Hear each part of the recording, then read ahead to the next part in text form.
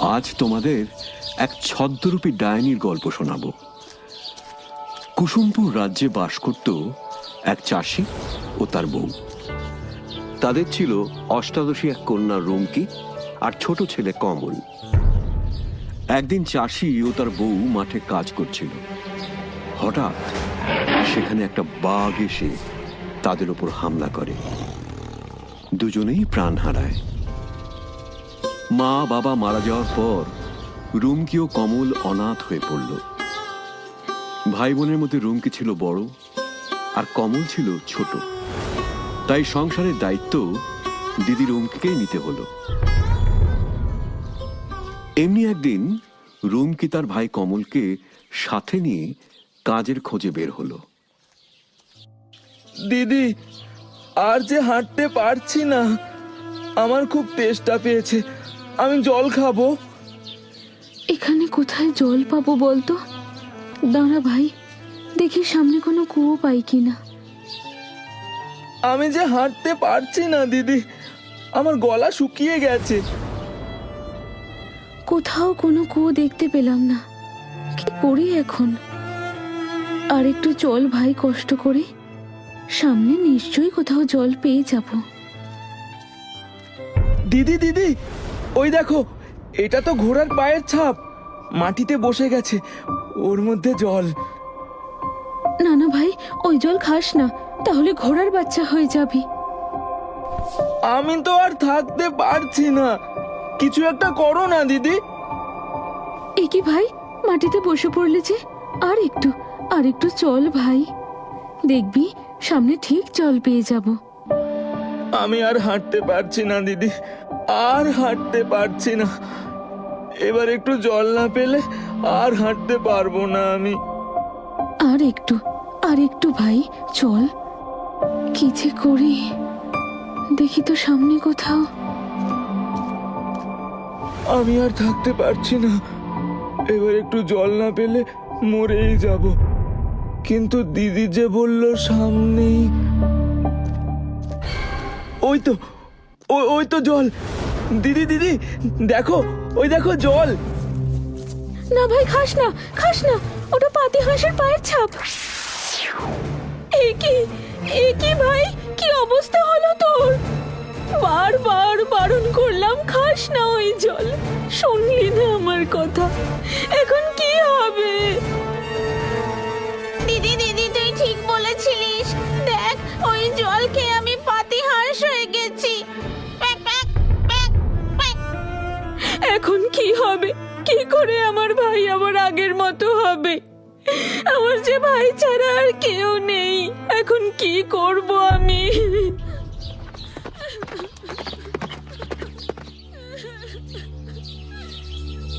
মনে হলো যেন কারোর কান্নার আওয়াজ শুনতে পেলাম, কিন্তু কে কাঁদছে? এটা তো একটা মেয়ের গলা। এই জনমানবহীন জায়গায় কোনো মেয়ে বিপদে পড়লো না তো? যাই তো, একটু সামনে গিয়ে দেখি। এই যে মেয়ে, কি হয়েছে তোমার? এখানে বসে কাঁদছো কেন? এই দেখো না, আমার ভাই পাতি হাঁস হয়ে গেছে। মানে এ তোমার ভাই? হ্যাঁ, আমার ভাই কমল। কিন্তু এই অবস্থা হলো কেমন করে?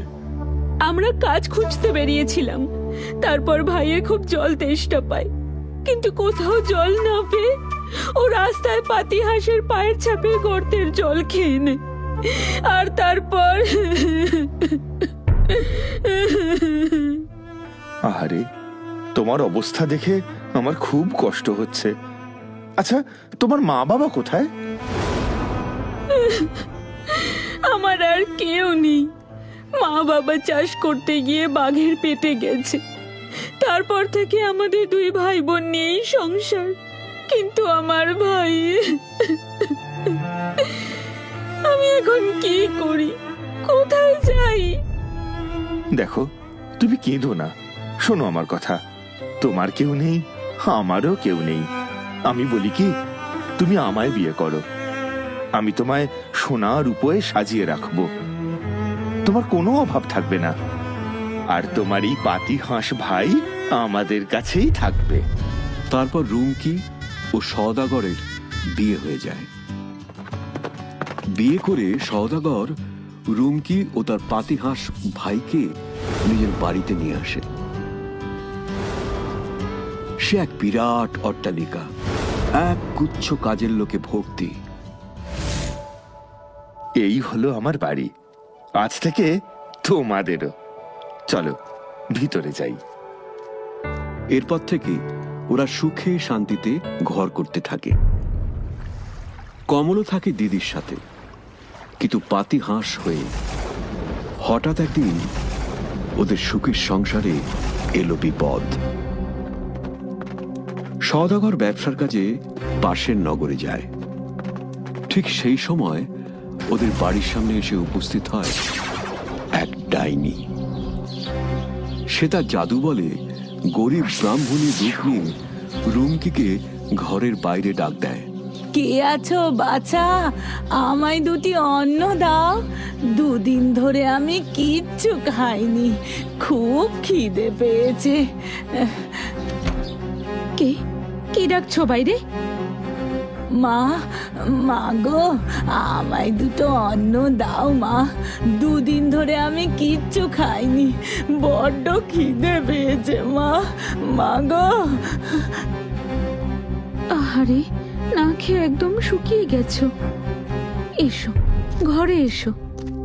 এই, কোথায় আছিস? আমার ঘরে খাবার দিয়ে যা তো।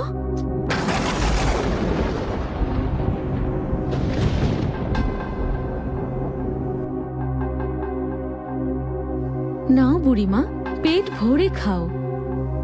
বাহ, কত খাবার! কতদিন এমন সুস্বাদু খাবার চোখে দেখিনি।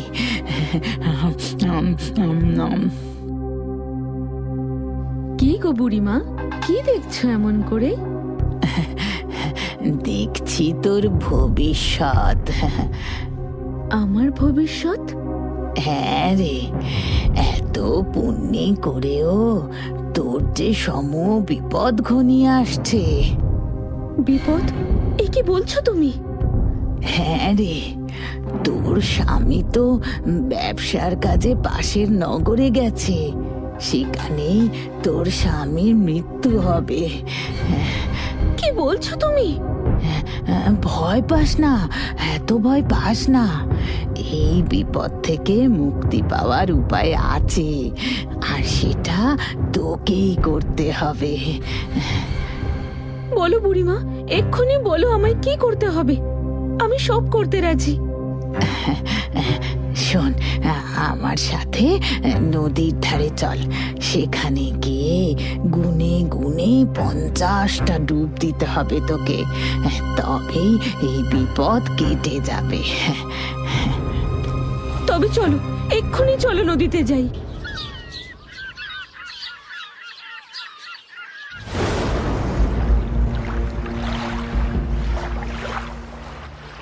মনে আছে তো কি করতে হবে? এক জায়গায় দাঁড়িয়ে তোকে 50 বার ডুব দিতে হবে। আচ্ছা ঠিক আছে, নে শুরু কর। রুমকি জলের তলায় ছটফট করতে লাগলো। সে অনেক চেষ্টা করেও ওপরে উঠতে পারল না।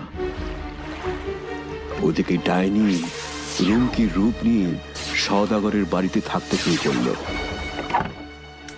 সেই ডাইনি কমলকে রুমকির মতন ভালোবাসত না। ঝড় বৃষ্টিতেও বাইরে বার করে রাখত। বাড়ির চাকরদের সাথেও খারাপ ব্যবহার করত।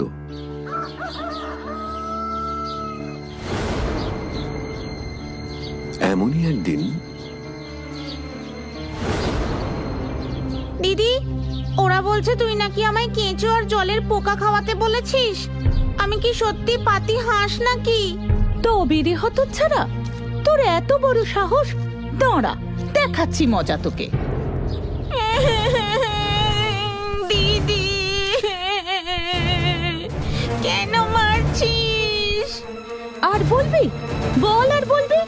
খুব বেড়েছিস না? দেখ মজা এবার। দিদি, দিদি, ছেড়ে দে আমায়, আর মারিস না। কি ওকে মারছো কেন মা? ও কি করেছে? আমি যা খুশি করি, তুই কে বলার? যা যা এখান থেকে। এ আমার দিদি না, এ কখনো আমার দিদি হতে পারে না। দিদি আমাকে কত ভালোবাসতো, আরে সারাক্ষণ আমায় মারে। আমার মনে হয় এ নিশ্চয়ই কোনো শয়তান ডাইনি। পাতিহাসের এই কথাটা ডাইনির কানে যায়। কি এত বড় কথা আমাকে শয়তান বলছে? না, আমি ওকে ছাড়বো না, ওকে এবার মরতেই হবে।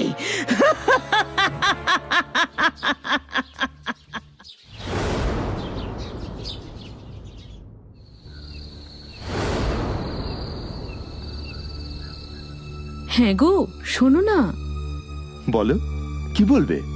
এই পাতিহাঁসটা কোনো কাজের না। শুধু শুধু এটাকে বাড়িতে রেখে কোনো লাভ নেই। তার থেকে বরং ভালো এটাকে মেরে ফেলি। সে কি কথা? ও যে তোমার ভাই। ধুর না, আসলে আমার কোনো ভাই ছিল না, তাই ওই পাতিহাঁসকে আমি ভাইয়ের মতো ভালোবাসতাম।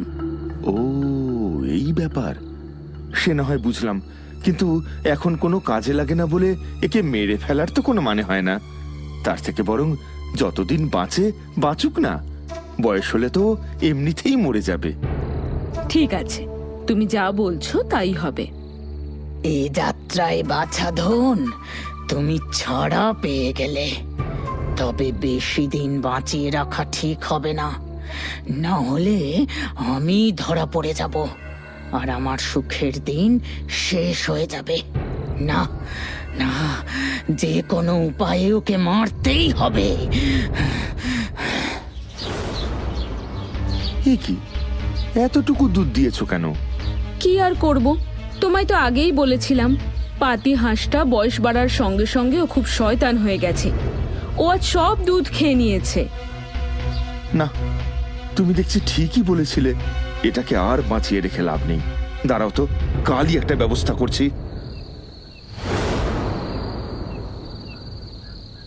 দিদি দিদি দিদি, তুই আমাকে মেরে ফেলতে চাইছিস কেন? আমি তোর দিদি হতে যাব কেন রে পাতিহাঁস কোথাকার? আমি হলাম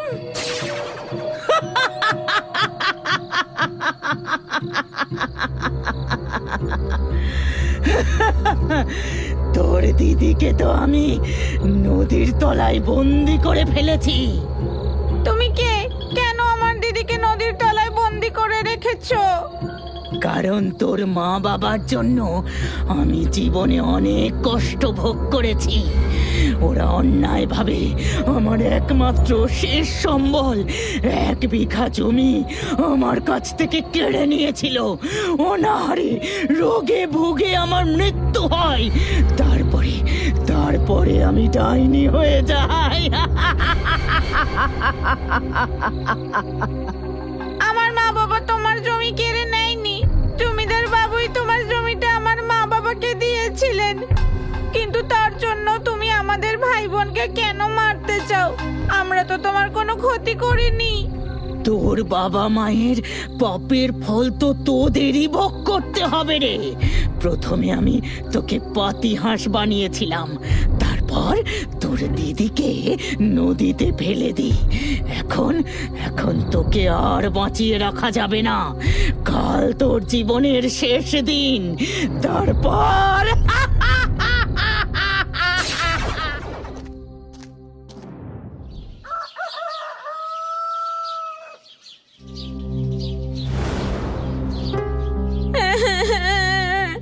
মরার আগে আমার শেষ ইচ্ছেটা পূরণ করবেন? ঠিক আছে, বলো তোমার শেষ ইচ্ছে কি? আমার শেষ ইচ্ছে হলো মরার আগে আমি নদীতে একবার স্নান করতে চাই। ঠিক আছে, যাও, তোমার শেষ ইচ্ছে পূরণ করো। দিদি দিদি, তুই কোথায়? কোথায় তুই? ওই শয়তান ডাইনি আমায় বলি দেবে। আমায় বাঁচা তুই, দিদি দিদি দিদি দিদি দিদি।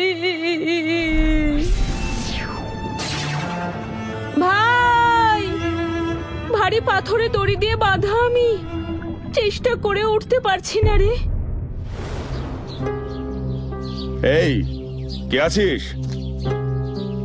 যা তো, দেখে আয় তো একবার নদীর ধারটা। পাতিহাঁসটা এখনো কেন এলো না? ঠিক আছে হুজুর, আমি এখনই যাচ্ছি।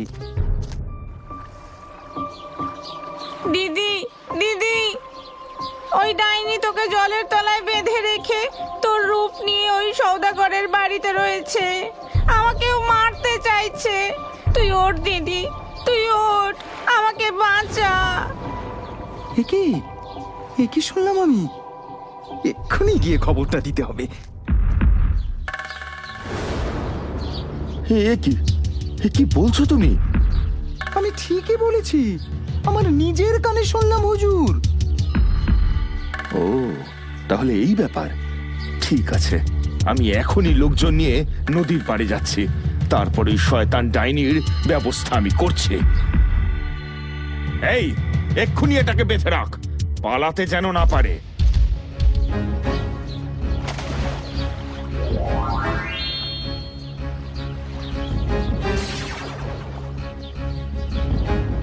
শয়তান ডাইনি আবার নিজের রূপে ফিরে গেল। সে কিছুতেই আর রুমকির রূপ নিতে পারল না। ওদিকে সওদাগর, রুমকি ও কমল বাড়ি ফিরে আসে।